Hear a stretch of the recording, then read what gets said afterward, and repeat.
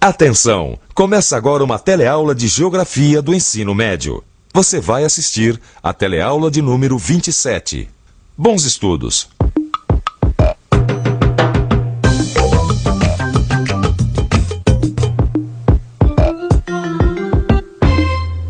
Na teleaula de hoje, você vai ficar sabendo alguns aspectos do processo histórico da formação do Nordeste.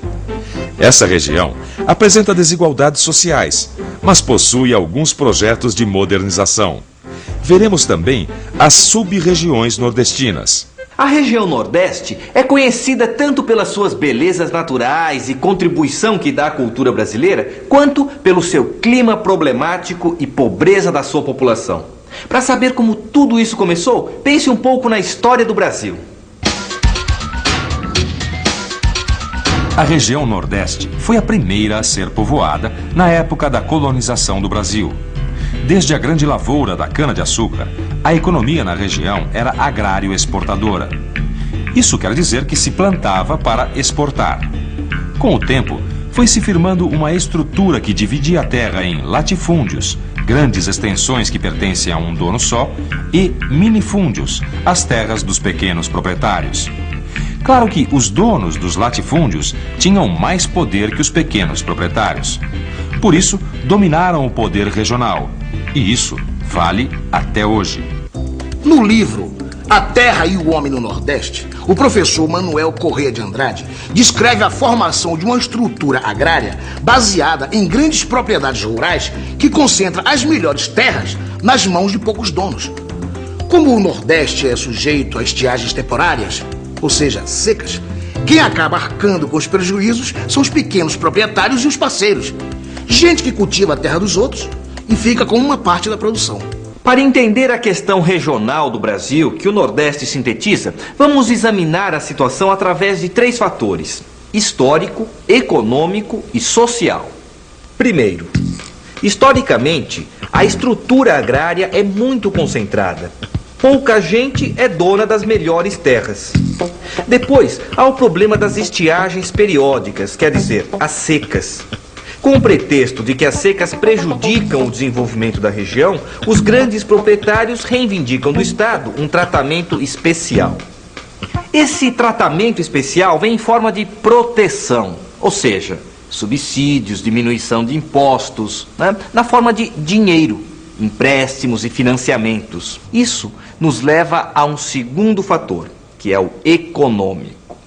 A estrutura das grandes propriedades deu espaço para que os grandes proprietários também dominem o capital comercial. Quem tem as terras também monopoliza a distribuição de bens, desde alimentos até automóveis. Assim, o rico enriquece cada vez mais e o pobre fica cada vez mais dependente.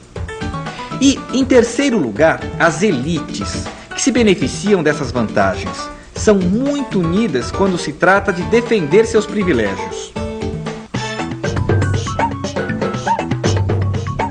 Elite. 2. Sociologia. Minoria prestigiada e dominante no grupo, constituída de indivíduos mais aptos e ou mais poderosos.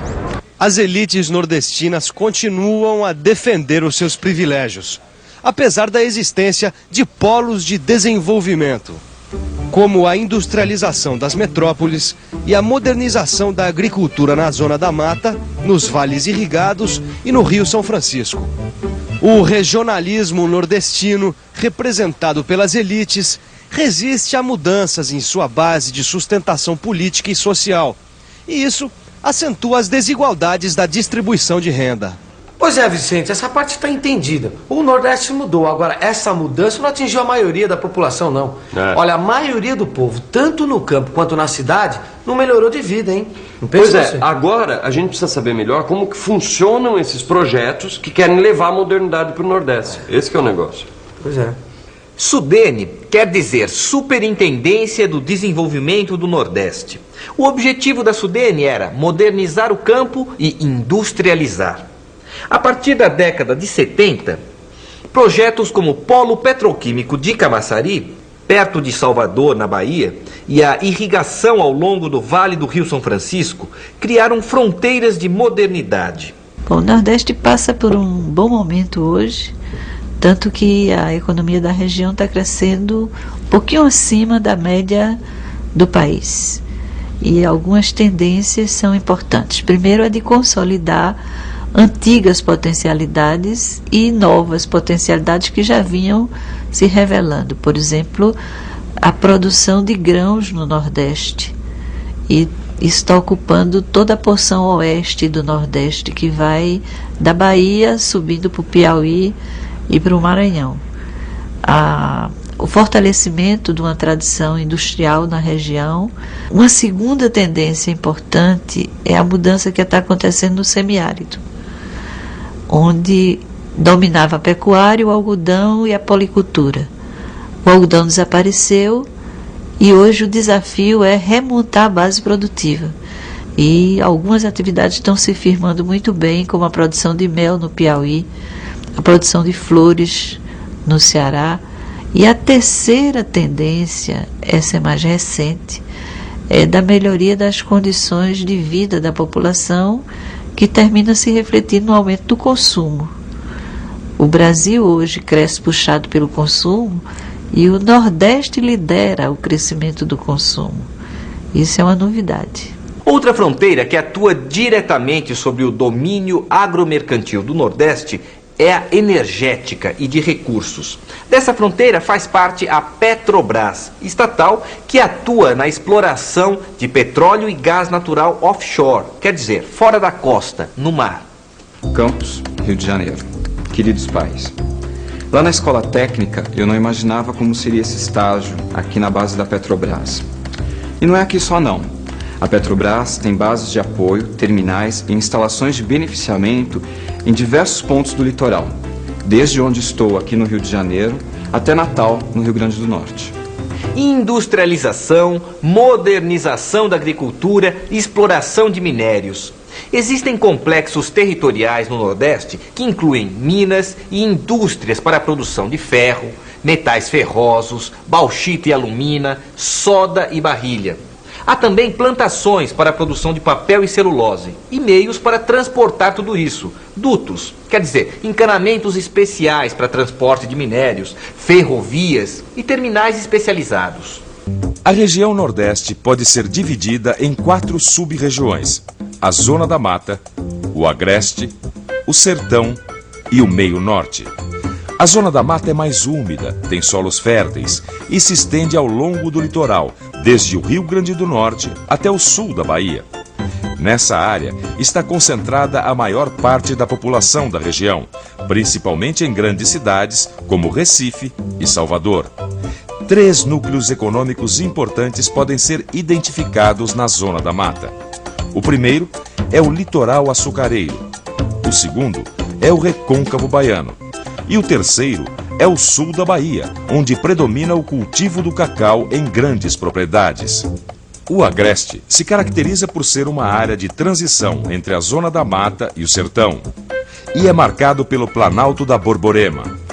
Do lado leste do Planalto estão as terras mais úmidas.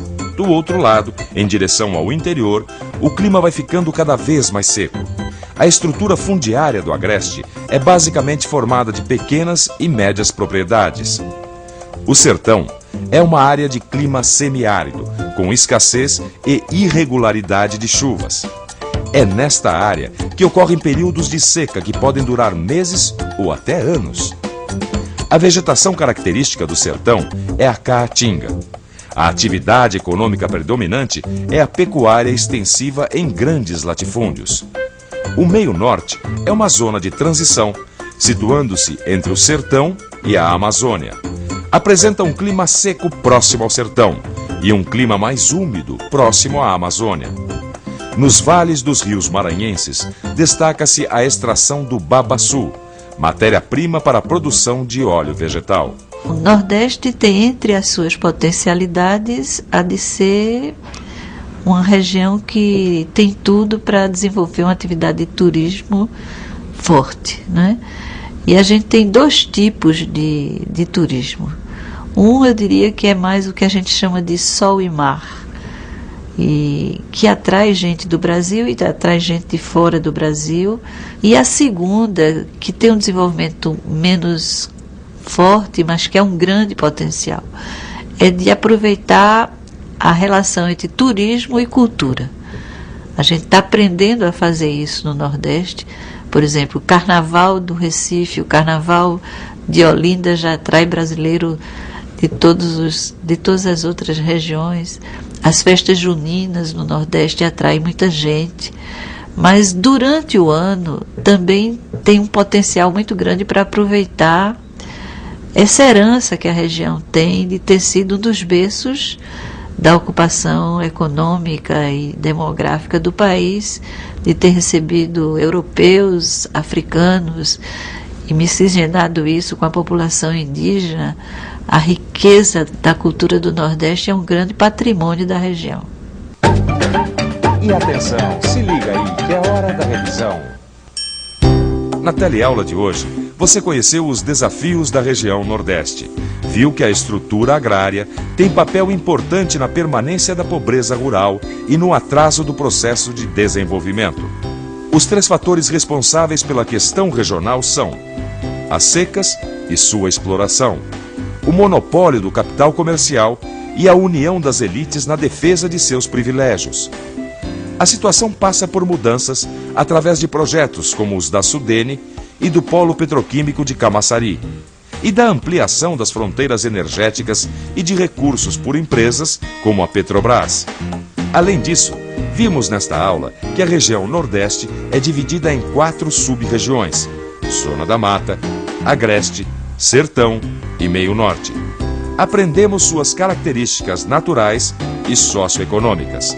E aí, deu para entender por que a região Nordeste ainda não se desenvolveu o suficiente para oferecer condições de vida digna aos seus habitantes?